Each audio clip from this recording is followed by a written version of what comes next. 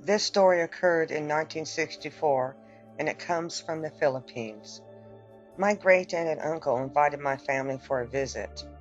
It had been many years since I'd seen them, and because they were getting up in age, I was eager to visit. But a part of me was intrigued about their home. I remember my grandparents telling me it was a stately place, over 150 years old, sitting on 30 acres next to a river. Excited, we headed out on the 8-hour trip. I was thinking my folks had been right as we followed a long private driveway that ran alongside the river. When the house came to view, we piled out and admired the huge place. Its glory days long gone, but still impressive. Turning my gaze to the river, I don't know if it was a cool breeze or what, but chill bumps went up my spine. My aunt and uncle welcomed us with open arms, but they had one important rule though: no swimming in the river. Explained there was so much river grass in it, it could grab a body and pull it down. A few have drowned. I made the kids pinky swear they wouldn't go anywhere near the water without me. I have a bad habit of smoking cigarettes, something I hide from my family. My second night there, I had found a small forgotten path outside the kitchen which led to the river. I walked almost to the end of it and would step off the path for my smoke. No one would see me if they happened by. It was a beautiful view of the water. It allowed me to meditate. On our fifth night, while out for my smoke, a wet, rotting meat stench invaded my peace. The water had to be the source, so I pointed my nose and sniffed. It was getting stronger. Looking at the river, something in the water near the shoreline moved. Being almost a full moon, I was able to see pretty clearly. My first thought was that it was a scuba diver dressed up in some kind of grass suit as it slowly rose out of the water. I held my breath, for the stench was terrible. It moved away from the shore and closer to me as it headed for the path. As it seemed to slowly float rather than walk by, I was able to get a better look. To my shock, it was a really bad decomposed body of a woman. Tatters of a long dress and grass from the river clung to her body. Being so dumbfounded, scared, all I could do was stare as she went past me. Her skull was missing most of its skin. The eyes were like black-eye bruises, and its mouth was smiling wide, showing off teeth like a shark. Her long green hair looked made up of seagrass, and there was this glowing, wet green slime that covered her from head to toe. How could this monster be real? I could feel the coldness, the anger coming off of her in waves. She was following the path and heading for the house. My kids were in there.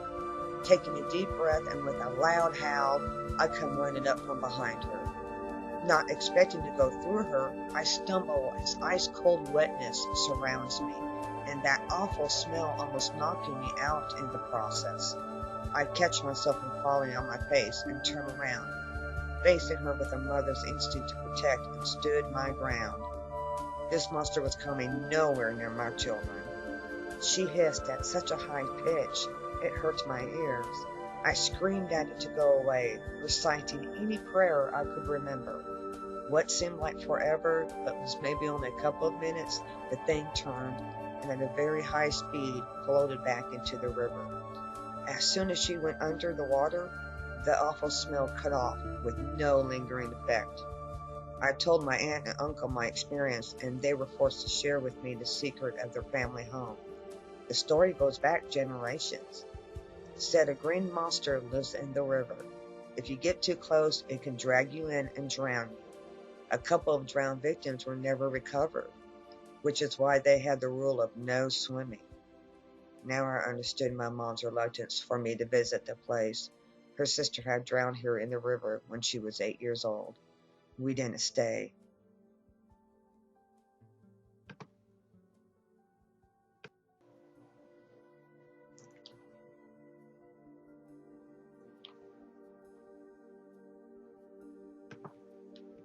My great-uncle was a paratrooper and spy during World War II.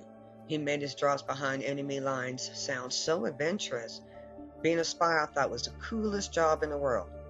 I was also 12 back then. My favorite was about the one about the man who did not exist. My uncle received his orders. Their mission was to sneak into a German-controlled town, learn any inside information on Hitler's military movements. While in flight, the team assembled in the plane's belly. Besides himself, there were 10 men, but according to the manifest, it was a 9-man team. He figured the 10th man to be part of the plane's crew. The radio man came and said it was time, and they quickly made their drops in the dead of night.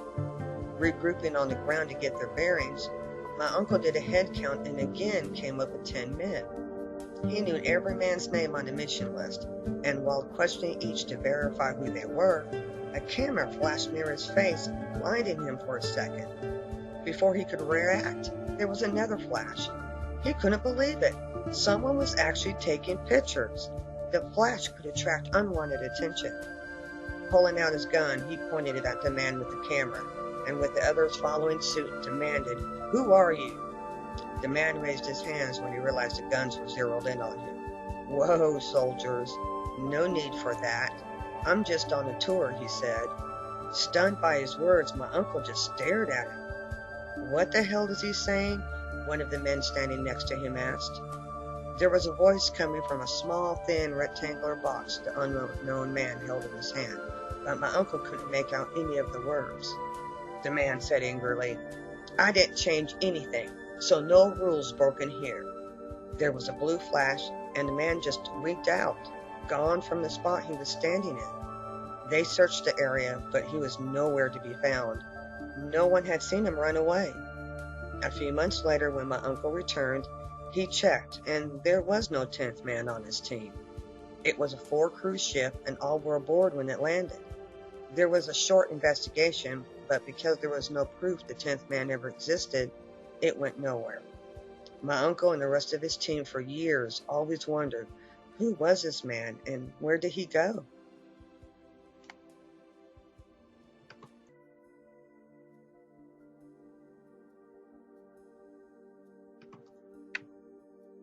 "1998. Was helping my son pick up his toys before bedtime when he looked at me with this quizzical expression, asking, 'Dad, why does that old woman behind you have a knife?' Turning around so fast, I gave myself whiplash. No one was there. A sigh of relief escapes me, but it is short-lived.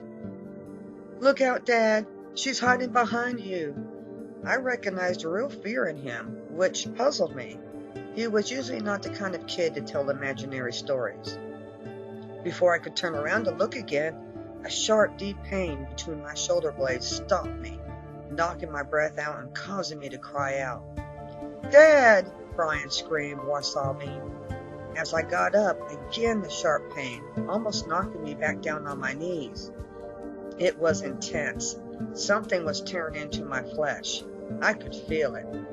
Picking up my son, I struggled to get into the living room, the digging pain following. I ran outside, and it wasn't until we reached the end of the driveway that I noticed the pain had stopped. Looking back at the house, Brian whispered, 'The mean woman's at the door watching us.'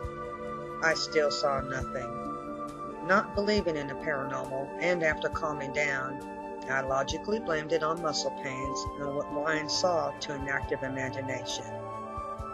After that night, every couple of days around my son's bedtime, the stabbing pain would start again with my son seeing the same old woman with a knife, and the pain never stopped until we ran out of the house. After a few weeks with no sleep and a scared little boy, it wore me down. I had no explanation for what was happening to us, but I was not stupid either. The only time an attack did not happen was when we spent nights away. It was time to get out, so we moved, finding a new home where my son did not see the old woman with a knife. The pain never came back. Doing a little digging, found there had only been one bad incident at the house that happened many years ago. Seems the grandmother had dementia, and after finding out the family were going to remove her to put her into a hospital, she went postal by attacking them with a butcher knife. No one died, but it was not for lack of trying. Okay, so maybe that is creepy, but I still don't believe in the paranormal.